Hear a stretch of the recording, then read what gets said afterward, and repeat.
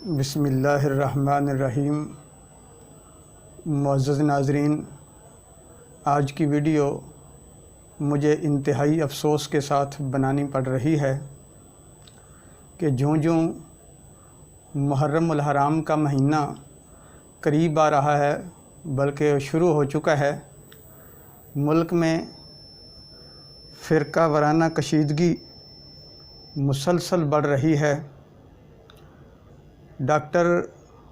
آصف جلالی صاحب کی گرفتاری کے بعد پہلے ہی ملک کے اندر حالات تیزی کے ساتھ بگڑ رہے تھے، اور آج قاری زوار بہادر صاحب کی گرفتاری نے تو مزید جلتی پر تیل کا کام کیا ہے۔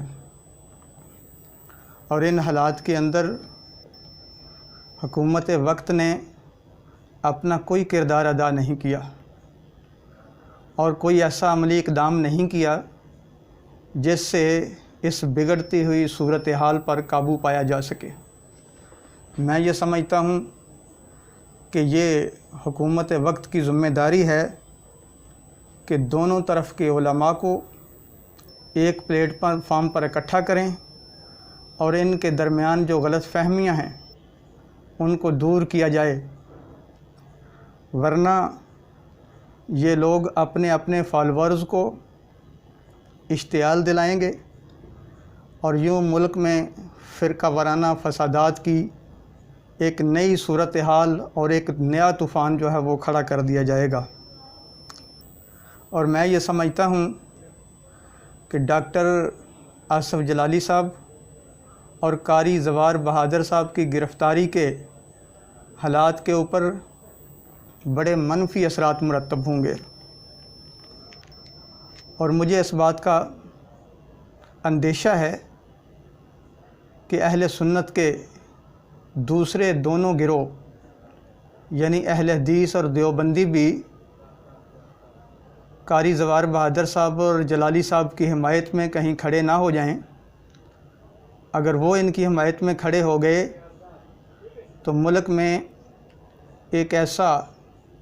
نہ تھمنے والا سیلاب امڈ آئے گا، اور اگر اس کو بر وقت قابو نہ کیا گیا تو یہاں پر شام اور عراق جیسی صورتحال پیدا ہو سکتی ہے۔ میں حکومت وقت سے اس بات کا مطالبہ کرتا ہوں کہ دونوں طرف کے ان علماء کو ایک پلیٹ فارم پر اکٹھا کریں، یعنی ان علماء کو اکٹھا کریں جو اس اشتعال انگیزی میں اپنا کردار ادا کر رہے ہیں۔ ان کے علاوہ اگر کسی اور کو آپ بلائیں گے تو اس کا کچھ فائدہ حاصل نہیں ہوگا۔ یعنی شیعہ اور سنی کے ان علماء کو بلائیں جو اس فضا کو کریٹ کرنے میں اپنا کلیدی کردار ادا کر رہے ہیں، تاکہ ان کے درمیان مفاہمت پیدا کی جا سکے، ان کی غلط فہمیوں کو دور کیا جا سکے، اور یہی اپنے فالورز کو ٹھنڈا کر سکتے ہیں۔ اور میں سمجھتا ہوں کہ جو پنجاب اسمبلی کے اندر تحفظ بنیاد اسلام بل پیش کیا گیا تھا،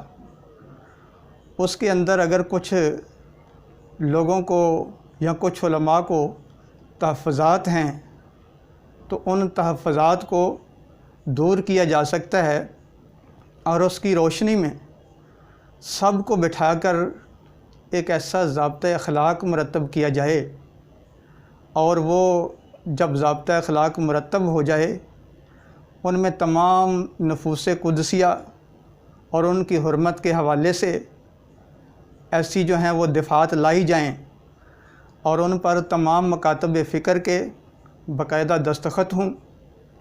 پھر اس کو قانون کا حصہ بنایا جائے، اس کے اوپر مناسب قانون سازی کی جائے، اور اس کو پھر نافذ العمل کیا جائے۔ تو پھر کوئی وجہ نہیں ہے کہ ملک میں اس طرح کے فرقہ وارانہ فسادات جو ہیں وہ کھڑے ہوں، اور پھر جو کوئی بھی اس کا ذمہ دار ہوگا اس کی قانون کے اندر سزا متعین کی جائے، اور پھر کہیں جا کر ان حالات کے اوپر قابو پایا جا سکتا ہے اور ان حالات کو کنٹرول کیا جا سکتا ہے۔ تو اس میں سمجھتا ہوں کہ سب سے بنیادی کردار جو ہے وہ ہماری حکومت کا ہونا چاہیے۔ اگر وزیر اعظم عمران خان صاحب یہ کام کریں اور دونوں طرف کے علماء کو بلائیں اور بیٹھ کر ان کے درمیان مفاہمت کرانے کی کوشش کریں تو کیوں نہیں ہو سکتا؟ مجھے لگتا ہے یہ سنسیئر نہیں ہے۔ یہ چاہتے ہیں کہ ملک کے اندر فرقہ وارانہ فسادات پھیلیں، یہ چاہتے ہیں کہ ملک کی فضا خراب ہو، ورنہ کتنا ٹائم گزر گیا ہے، ابھی تک جو ہے علماء کی کوئی میٹنگ نہیں بلائی گئی، کوئی ان کو بلا کر پوچھا نہیں گیا کہ آخر وہ کون سے اختلافات ہیں جن کے اوپر آپ لڑ رہے ہیں۔ ہمارا دین تو ایک سچا دین ہے جو امن محبت کا درس دیتا ہے، تو آپ نے یہ لڑنا جھگڑنا،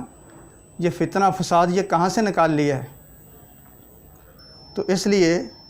میں سمجھتا ہوں کہ حکومت ہی یہ کام کر سکتی ہے، اور کوئی بندہ یہ کام کرے گا تو اس کا کچھ فائدہ حاصل نہ ہوگا۔ تو میری ویڈیو میں آج یہی میں پیغام دینا چاہتا ہوں، اور خاص طور پر وہ علماء جو اس فضا کو اشتعال دلانے میں یا اس فضا کو خراب کرنے میں اپنا کردار ادا کر رہے ہیں یا اشتعال دلا رہے ہیں لوگوں کو، ان کی خدمت میں یہی عرض کرنا چاہتا ہوں کہ خدا را اس ملک کے اوپر بھی رحم کریں، دین کے اوپر رحم کریں، اور اس ملک کے عوام کے اوپر رحم کریں، اور لوگوں کو اشتعال دلانے کی بجائے الفت اور محبت کا پیغام دیں، اس آگ کو ٹھنڈا کریں، اور یہی میں سمجھتا ہوں کہ اسلام کی سب سے بڑی خدمت ہے۔ اللہ تعالی ہمیں اس پیغام کو سمجھ کر اور صحیح فیصلے کرنے کی توفیق عطا فرمائے۔